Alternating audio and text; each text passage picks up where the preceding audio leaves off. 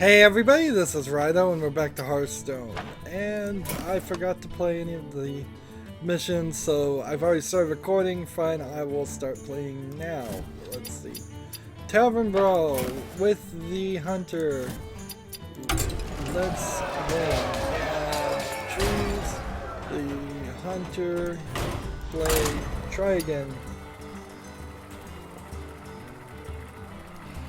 So that's a big whoops, as it were. I simply took a short break from last recording, and I remember now, as soon as I hit the record button, I go, oh yeah, I was going to play offline to try to get some of these things done so we actually show the victories, but whatever.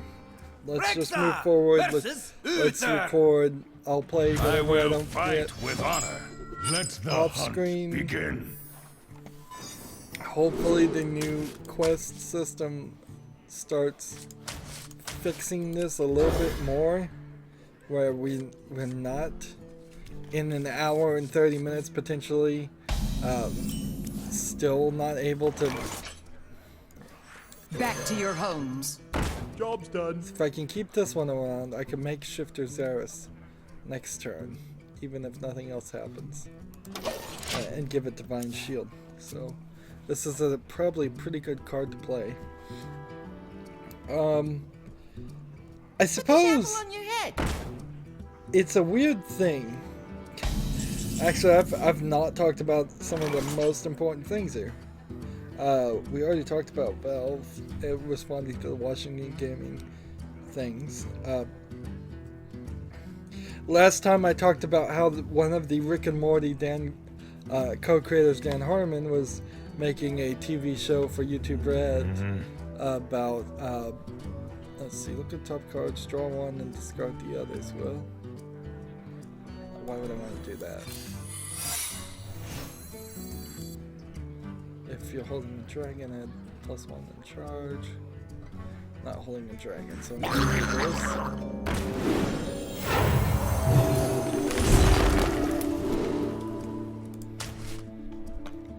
For whatever that's worth. I think it's probably a good idea to get this. So, The victory is yours. alright, victory, good. The other Rick and Morty co-creator, Justin Rowland, has released Accounting, a VR game, comedy game, weird thing, definitely. Well, good, I'm now done with the Tavern Brawl, so I don't have to worry about that. That was a terrible Tavern Brawl. I wish I'd fixed some of those things. Now, one of the potential new quests, since I haven't seen a full list of them, that could be a problem, is if it says play gold cards. That could be an issue. Disenchant 8 of the 10 card packs I just opened, and I have no idea what the other 2 cards are, so whatever. How much dust do I have, actually? Well, I have 500. You probably could craft. Do I have something 400 I could craft? It's always a nice time when we can craft something.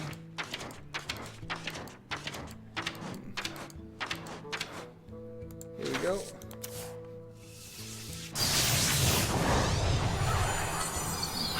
So many viewers.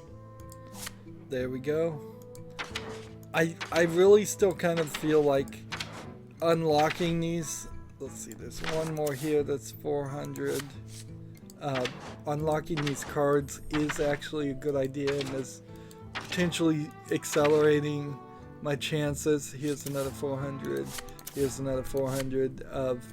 It's accelerating my chances of getting legendaries, which legendaries are 1600, and so if I have to actually use dust to get them all, that's gonna be an issue. What is also not an issue, but I suppose will eventually happen, is if I've hit a certain level, I've had like 7,000 gold right now. So I could spend that 1,000 to play the Mega Tavern Brawl, and probably gonna lose that terribly, but still probably gonna do it. But I'm still at 6,000. If I get up to like 10,000, we need to get back to arena runs. I don't really have time for them is the problem. It's just trying to do some time management here. Let's just play Warrior. I don't think we played Warrior at all. So I'm gonna go Warrior, Standard Warrior, in Standard play, Casual. So many things to choose these days. So accounting is just like a short little VR thing, and VR in general has really failed to impress me. That is another thing that if I was rolling in dough, I might consider getting it, but honestly, even if I was a millionaire, I don't think I would. I don't think I'd get the PSVR. I don't think I'd get the Vive. I don't think I would cover any of those things because I just don't feel like it's worth it yet. They're very expensive and they have very little to offer. I would much rather prefer right now something closer to Google Glass that allowed me to watch things in 3D like Google Cardboard too, and have a camera that could take pictures and like translate signs and frankly, I would love the thing that people were terrified about the Google Glass about. I would love the ability to take a picture of somebody and pull up all their information and know way more about them than they know about me, and that's the reason why people hated the idea of Google Glass. More than likely, I would just use it to watch TV or play games while people were talking to me. And frankly, in my lifestyle, I wouldn't use it that much at all. So the whole thing's gonna pointless. The thing that's weird about both Rick and Morty co-creators going and doing something different, either says that they were having trouble securing another season of Rick and Morty, or they're having trouble getting along with each other. And if either one of those is the case, then that hurts me as a new fan of Rick and Morty, because I've seen them all now. There aren't that many of episodes, so it's not difficult to. Let's see, damage from this. Job's done. And then end the turn. It's not difficult to catch up, and so that'd be a real shame as soon as I get into it that they couldn't go any further. But I suppose if they do one more season, 4 seasons, I think the next season is the 3rd season, so that actually reach an enemy minion, summon a 1/1 pawn with taunt. Let's save ourselves. May my ancestors watch over. Who you want me killed? I need to play all these things before I win though. I need to play like all these cards. My shield.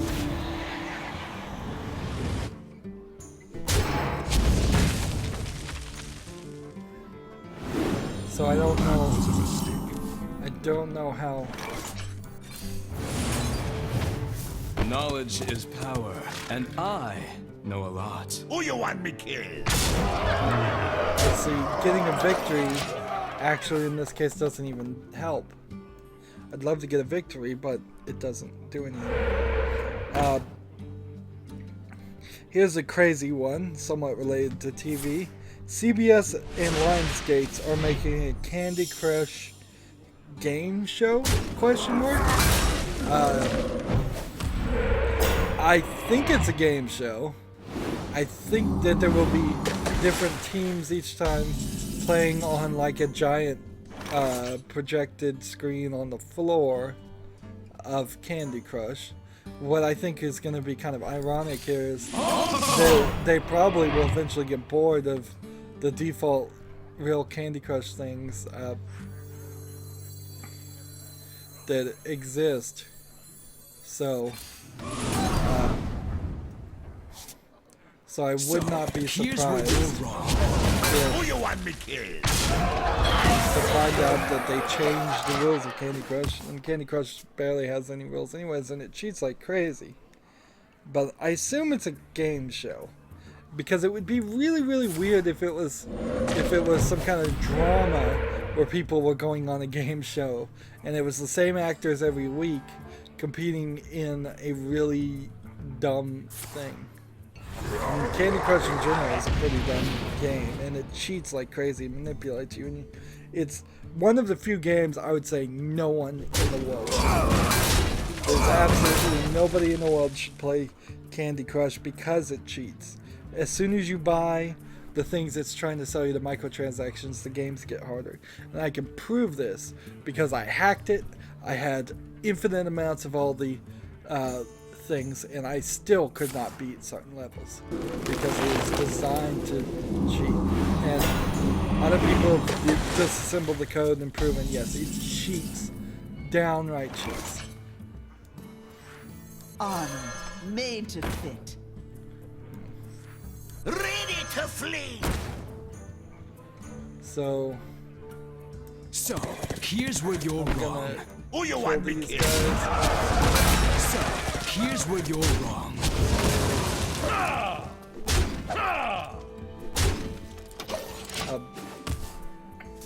So that kind of sucks. Speaking of an also kind of sucky cell phone game, Plants vs. Zombies 1 wasn't sucky. Plants vs. Zombies 2 was sucky. I tried to fix it in the sequel and they really didn't. Well, now they've got Plants vs. Zombies Heroes, a collectible card game for your cell phone. Which, I mean, isn't this just insanity at this point? Aren't you just going in circles?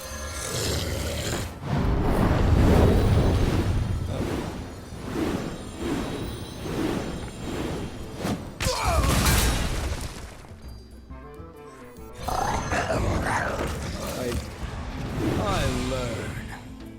So, here's where you're wrong. Strike. Stop moving! Guess I should take the victory, but maybe not. Maybe I'll just let it play out. I think I'm in a good position. Oops, I broke a diamond. Let's just leave him at 2. Get 2 armor and only play.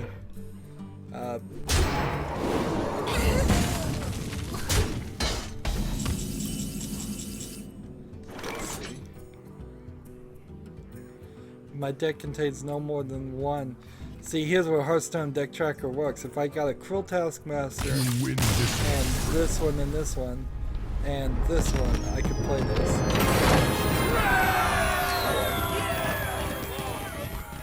So that was 8 of the warrior class cards. So this new quest actually is not much better than the other one, is it? I would have to make a deck that is very, very focused on having warrior class cards, which means probably in standard play, when I rebuild all the decks, they are going to have to be almost 100% these kind of cards, of the class cards, and that's it. And that seems like insane. That seems really, really crazy. It means I'm going to have to abandon standard play completely as far as trying to get rank 19 and only play wild play, which is not what Hearthstone wants me to do. So I guess I have to wait to actually criticize Plants vs. Zombies Heroes as a collectible card game. They're definitely the company that EA bought out Plants vs. Zombies creators, and they're milking it for all they got. And it's kind of strange that they're going this far with this property, because it's kind of a weird property anyways. It made sense for the first game and was a great seller, but now they're just kind of milking it like crazy. And oddly, here, 15 minutes, well actually an hour and 15 minutes into recording, let's talk about some of the two most important things here. Well, not yet.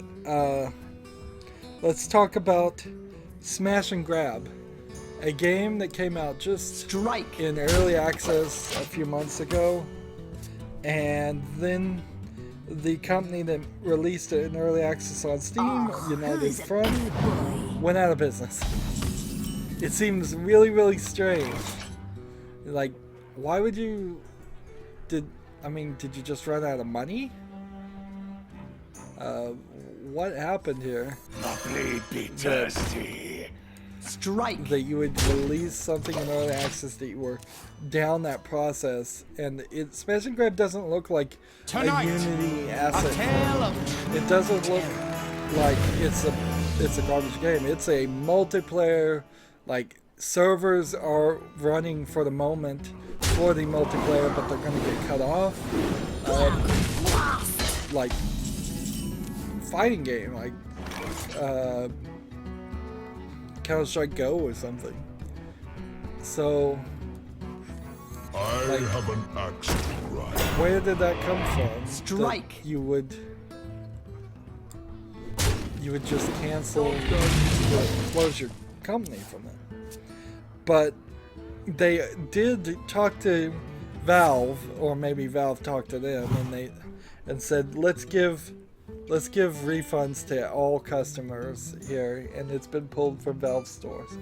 And what this indicates to me is that there is probably some company or government that gave them money that they want to screw over more than they want to screw over the customers, which is nice. That certainly is appreciated by the customers. It won't be appreciated by the investors in whatever bank or company or government that gave them the loan. But Job's done. But it's a nice idea, at least. So everybody, if you've got Smash and Grab, go get a refund, because the servers are going to be down and you're not going to be able to play it. It's a shame to see a game go down like that. Like, ideally you would want games to be good and then fade out of memory over the years. That is the best way a game gets kind of erased from our collective memories. You certainly don't want to see it take a hit in the first round of boxing, to use a boxing reference here, and then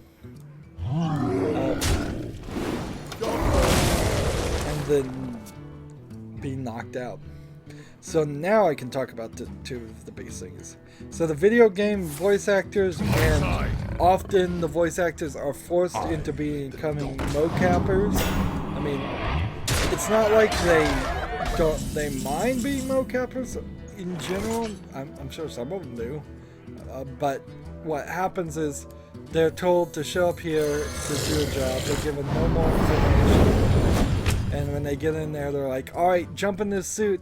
You're going to jump off this 3 foot tall pier and swing, and we're going to mocap you while you're doing all of this. And they're like, wait a minute, I thought this was a voice acting gig.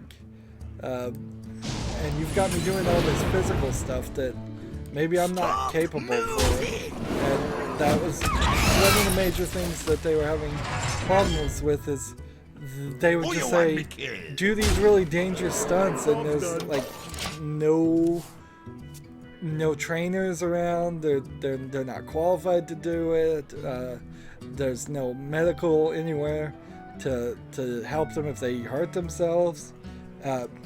Furthermore, part of what they were complaining about is that they were often given jobs where, in video games in particular, where they're saying, like, next 12 hours we're going to record you screaming, just screaming, and they're like, wait a minute, my voice is my instrument, it's my job. I can't just scream and ruin it.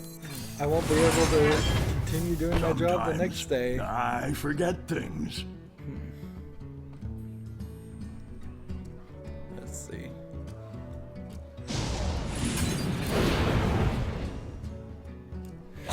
So yeah, there's just a lot of stuff like that going on. Stop moving! Is this gonna be explosive trap?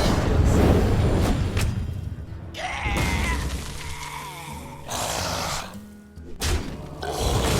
Who you want me killed?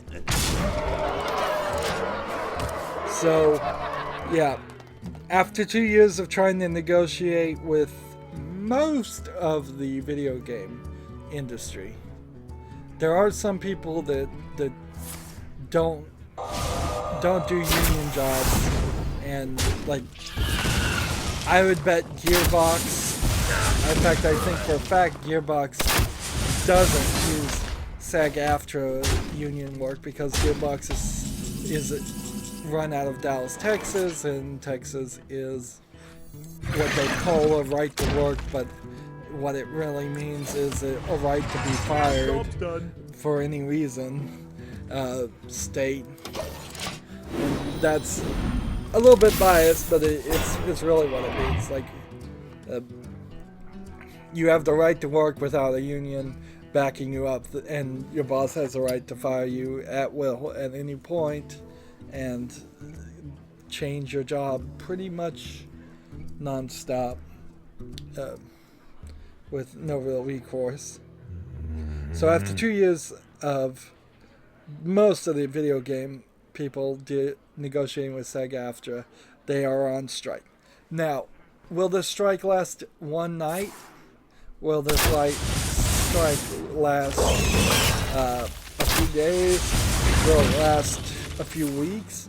A few weeks might potentially push back a video game release a couple of weeks, or maybe a couple of days. But anything shorter than that, it probably won't affect many video games at all. Job's done. If it goes on for months and months, maybe that's true. But I mean, it's really easy to not voice characters in a video game. Lots of games don't have voice actors at all. You put text on the screen. It's also really easy to hire what they call scabs, people who are crossing the pickup line to work, to replace them, particularly when you could just have your other employees voice them temporarily, and then if the strike doesn't end quick enough, put the game out like that. Maybe at some point there would be patches for real voice acting. I mean, the only real example that I can even think about of video game companies caring about the voice acting too much is Destiny, when they replaced Peter Dinklage, I believe, voice acting in the first run of Destiny with a actual video game voice actor, because Peter Dinklage, I don't know who told him to get into video game voice acting. Maybe he just had some free time and wanted to try it, but it's just a different thing. It's the same thing, I would say, as far as getting Patrick Stewart in Castlevania Lord of Shadow. It's like he's not a video game voice actor. He's not doing it the way we're used to hearing it. It's not good. Job's done. But that's the only case I've seen of anybody caring about the voice acting in games that much at all, as far as the creators or even the end users caring that much. When you compare that to the hundreds upon hundreds of games on Steam that just have no voice acting and just play music and just have text on the screen, it would be a loss of quality, certainly, if the strike went for a very long time. Maybe it would affect the mocapping a little bit more, Made to fit. but I don't know. Like, I don't know if the voice acting in the theoretical 2 years that you may make a game, I don't know if the voice acting and mocapping is more than 6 weeks of that. And I don't know if that 6 weeks has to be at the very beginning of the development, or it could be at the very end. It might be right at the very end. So, yeah, it's potentially not the strongest strikes ever. Sadly, big strikes that would really affect people don't happen because big companies have, particularly Walmart, has been very good about stopping unions from forming at the beginning. So, if there was a union for Walmart workers or Target workers or whoever, and ideally there would be a union for all retail workers, they should go on strike and say, look, we want more pay, we want less control and less silliness going on, we want better hours and consistent hours, we want you to stop putting in these self-service checkout lines at grocery stores because nobody likes them.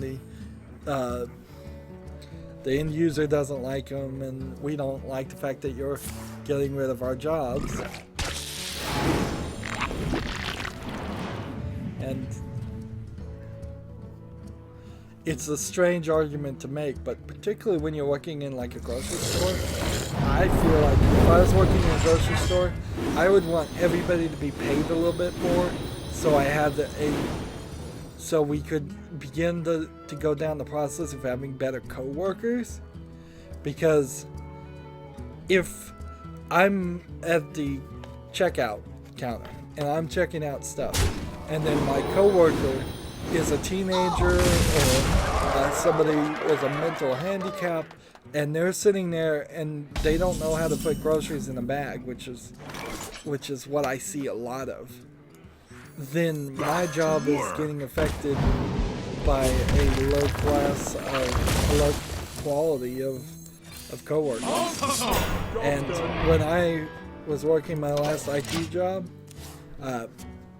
that was clearly the same example, because it was a temporary job where they did not really look at anybody's resumes or care at all. So here you had me, who is moderately qualified and at doing the job, and I was next to one guy who was just he got the job because he put computers on the back of the truck, and then another one was actually schizophrenic, and like diagnosed schizophrenic, and would go on rambling about things. I don't know how many times I've talked about this, but it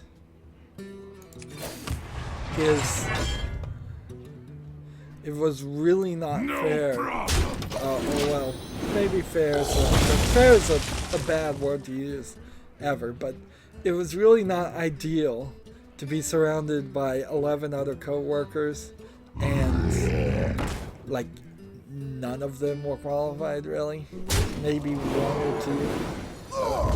one or two were qualified, but then those one or two also had incredible like personality problems. One was overqualified, not me. One was very overqualified, negotiated for a higher pay on a temporary job, and they gave it to him for some insane reason, and then didn't want to do it work.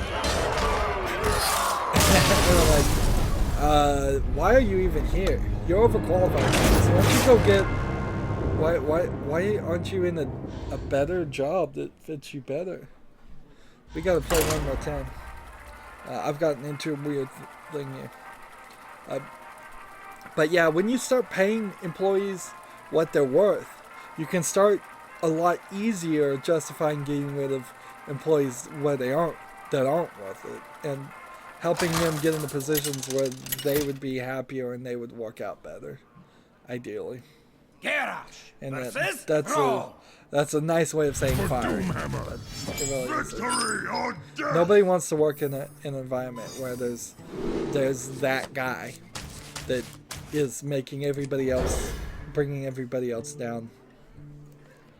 Anyways, we had to start another game here because the Nintendo Switch came out, And that's the last thing on the list, and probably Actions I command. potentially the most important thing on the list. Job So, done. no, it hasn't come out. That's the wrong phrase. It's been announced, and it looks like this kind of small screen.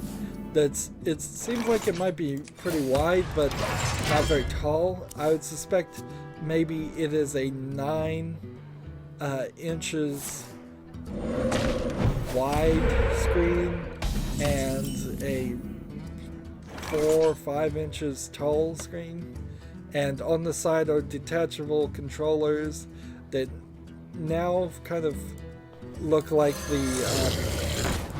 Xbox 360 controller. So one thumbstick at the top left, one thumbstick at the lower right. No D-pad, but a B, X, That's Y incredible. on both. So effectively almost a D-pad, but not quite.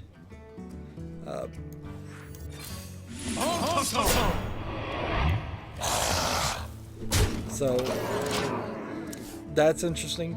If you take off both of the controllers, you can put it on some kind of connector that charges or gives extra battery to the two controllers for when you put the screen into its dock and it plugs into a TV. And from what I think I heard, I have an axe. that's all the charging dock does, is it charges the screen and connects it to the HDMI to your TV. So is this system even going to get 1080p 60? Maybe not. Probably not. I would say maybe 1080p 30 is their goal. I suppose this time around it's not streaming video to a gamepad, so that's out. There's question as to whether it has a touchscreen at all, so it may not be backward compatible with any of the previous games, which then makes the Nintendo's library even smaller, and Nintendo's library is going to be the #1 problem with this thing. Is it a decent thought to replace the Game Boy? Maybe. It's not the Game Boy now, it's the DS, 3DS that is the latest one. Yeah, Made to fit. I'm really far behind as far as portables, obviously. So the 3DS gets replaced with a controller that's more like the Xbox 360. It's going to be a lot more powerful. I think the Nintendo Switch is probably a huge upgrade to the 3DS, but it's probably nominal to no upgrade to the Wii U. Well, it probably is still a huge upgrade to the Wii U, but not by much. And I don't know if it's even going to match the power of a 360 or PlayStation 3. If that was how they were going to go about it, that might work. Where you could say, well, this is one generation behind, so all those ports you've been making to the Xbox One of 360 games, bring them over to the Nintendo Switch too. All those ports you've been making to the PlayStation Now or PlayStation 4 from the PlayStation 3, which I don't know if there have been that many ports. Bring those over to the Switch too. That might work decently well. Then again, it may very well not, because Job's done. there's been no community for a long time, really, that loves the Nintendo. Our fandom, my fandom when I was a kid for Nintendo is long since gone, and I don't think I'm gonna get it back. I've got a garage full of Nintendo stuff, and every day I think about just throwing it all away. That'd be ridiculous to throw away potentially hundreds of dollars worth of games and collectibles. I also think about, as I'm getting more and more into Lego, am I potentially just replacing one thing that I'll get bored of with another that I got bored of. Like maybe in 5-10 years I'll be done with Lego too, and it's possible. There is a lot So at stake. I'm also trying to be a little bit more limited on the Lego now, and get short bursts of it, where when I was collecting Nintendo I was trying to collect them all, and there was always a new Nintendo thing. But I was talking about the Switch. We have like no tech specs. We have nothing. We have no idea how long the batteries last. That's a big deal. Game cartridges, headphone packs. It would be cool if the games were on M2 connections, like a modified M2 connection. Then you could put a lot of memory in there, like 80 gigs plus, if on the cartridge. But if that was true, then 80 gigs of RAM is probably going to add a little bit to the price of the games. We don't know about the games. That's part of the problem too. So here's the weird thing. I now need to still play 23 warrior cards. So this quest for 60 isn't really that good. Play 3 games with the shaman, and then play 2 games with the hunter. And we got nowhere on the shaman, and the tavern brawl's not helping me any. I could switch this out. I do have a toggle, but what would that change or help? So I think I'll just make sure I get the 50 and stick with it. And I'm just going to do all that off screen. So that was a full list here of things to discuss, and it still barely went an hour and 40 minutes. The idea that I would ever go back to 45-minute recordings, I don't think so. I've run out of things to talk about. I'll probably end up going down lower, particularly if quests get easier. But I just don't know. I still have other things to record. Of course, I'm doing Pinball FX, and I've been kind of slow about doing that. It does take a lot out of me to play for an hour of pinball, particularly bad pinball, which is most of it. Anywho, that's it for this recording. As always, I ask you to like, share, subscribe, comment if you want to, and watch every second of my videos. All of that helps out. If you want to support me further, you can click on my name, Rydo. On the right will be a blue button that says support this channel. Click it, make a donation. And if you want a friend to follow me on basically any social media sites, there's a whole bunch of links down below. Thank you for watching. Have a good evening.